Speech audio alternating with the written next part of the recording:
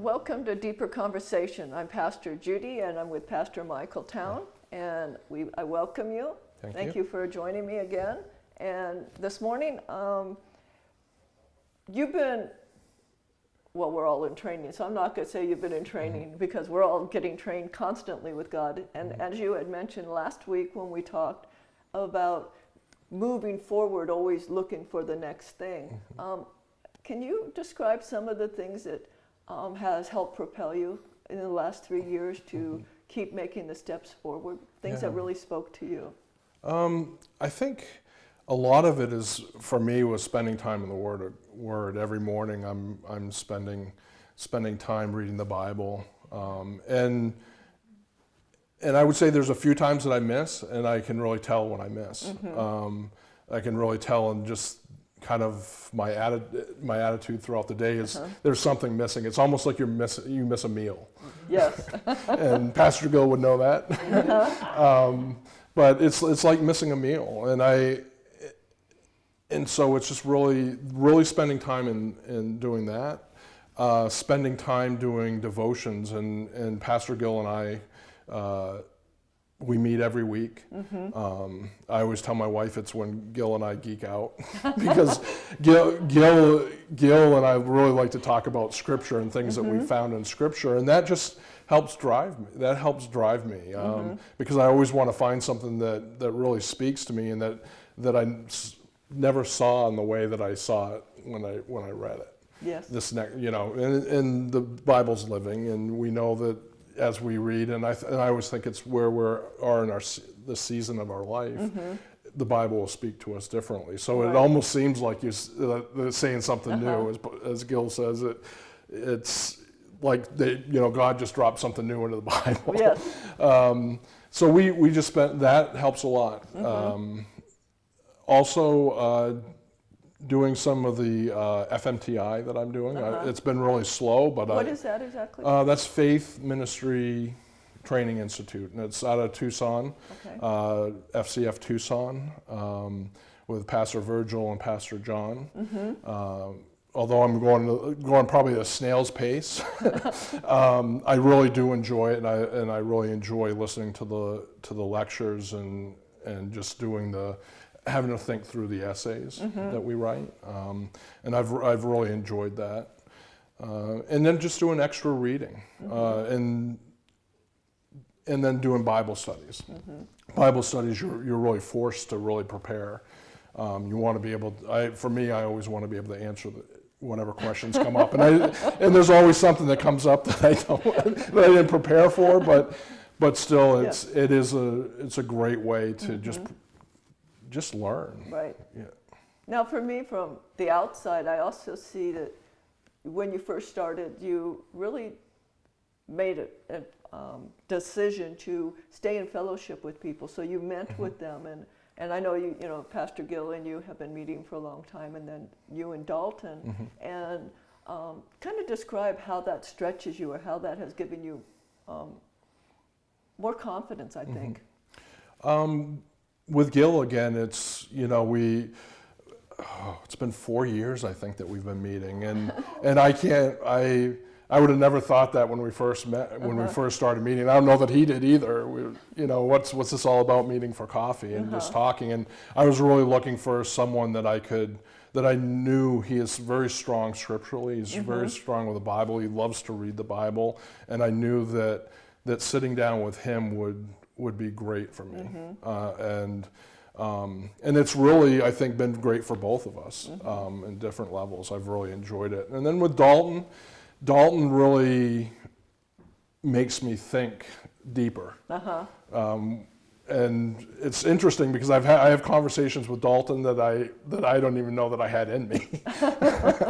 And so I've really enjoyed that, and that's been almost a year that Dalton and I have been meeting on Zoom, and he's just I know folks have seen him on Deeper Conversations, and he's very so thoughtful, and I just really enjoy that as well. So it gives me a really good mix. Okay, and then I know that you signed up for coaching, and you have a coach. So how does that stretch you in a different direction? That really holding me more accountable. Okay. And I meet with Gareth Jenkins, and that's interesting because he's in the UK, so he talks to me, and it's in the evening for him, and so I know, and he's going to have a little bit of patience with me, a lot of patience with me. But it's really good to talk with him, especially because he's been through a transition, and it was a very unique transition that he went through, but he's been through a church transition, and then he also does missionary work, and they do church planting in Eastern Europe. So it's really good there with that, because I have an opportunity to ask him questions about transitioning. Yes. And I think, of course, we're part of Faith Christian Fellowship, and they always say never do ministry alone. And so the fact that you've been blessed because you've grabbed a hold of those. For some of us, like when I started, we really didn't have contact with other pastors because we're so isolated, and I know everybody felt that way. But for me, I feel like, man, those contacts and what people pour into us, and even what we're able to pour back into them, that giving and take really grows us. Yeah. And I think the coaching is, holding us accountable is great, and then the fact that you found two people in our community that you could actually really grow and develop, and it was both sides have grown. I have to say, because I've known Gil forever, since he's my brother, but he has grown tremendously. It just expanded him in a lot of different directions. So I think, I'm kind of going in the direction of probably David this weekend, of just talking about how we hear the call of God and we step into the call of God, but have no imagination of how he prepares us.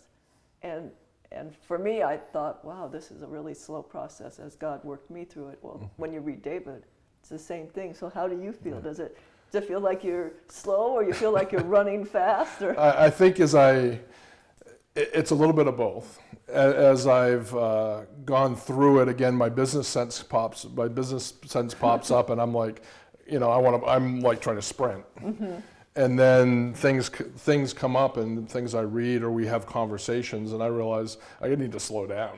And I really, if I can share this a little bit, and I shared this in, I think in an opening or something, but it got to a point where my walk with God in the transition was, I was kind of walking next to him, and I'm pulling in a different direction, or trying to rush ahead and pull him along.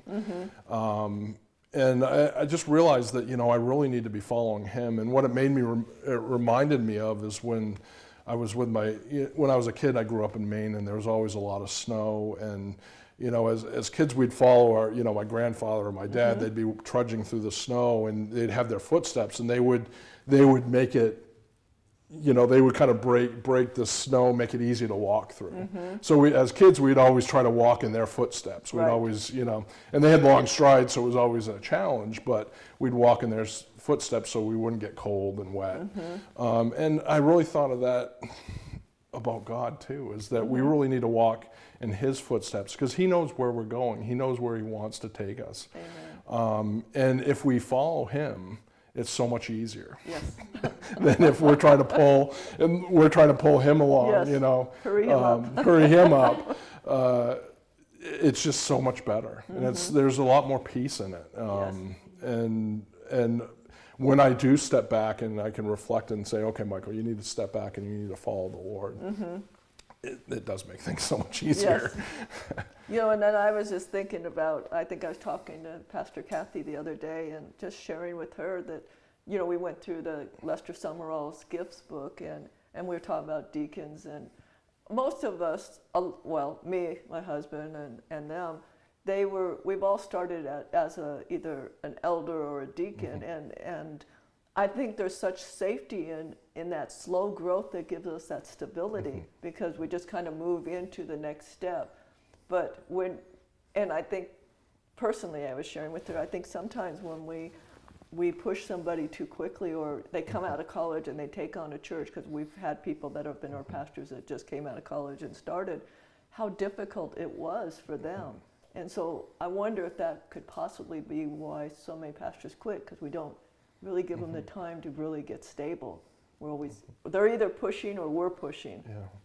Yeah, I think absolutely, and I think it's the same in the business world. I saw people come out of school and getting put into positions that you weren't quite ready for, and I think just like being in business school, you can learn what's in the books, Right.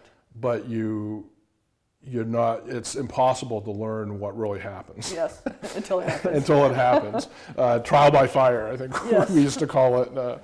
But yeah, and it can get frustrating, and it's very stressful. I know, a lot of times the first management job that I had, it was stressful, and I wasn't probably quite ready for it.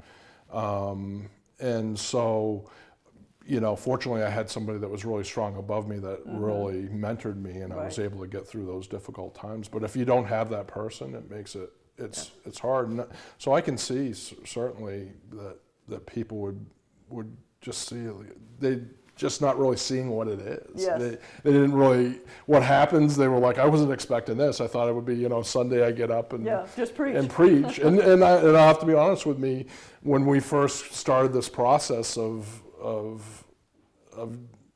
doing this, I think I thought that.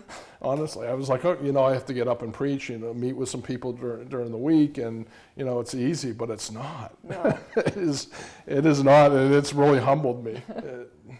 Yeah, I think the preaching goes great, but you get slammed after preaching, and you're always getting beat up. And then I was just talking to my stepson a couple weeks ago, and we were sharing, and he asked me what I did when I talked to pastors, and I said, well, we just kind of are real. That was the bottom line. We're just real, and we really talk about, the Sunday afternoon of always thinking you missed the message and you didn't do right, or somebody's upset, or whatever it is.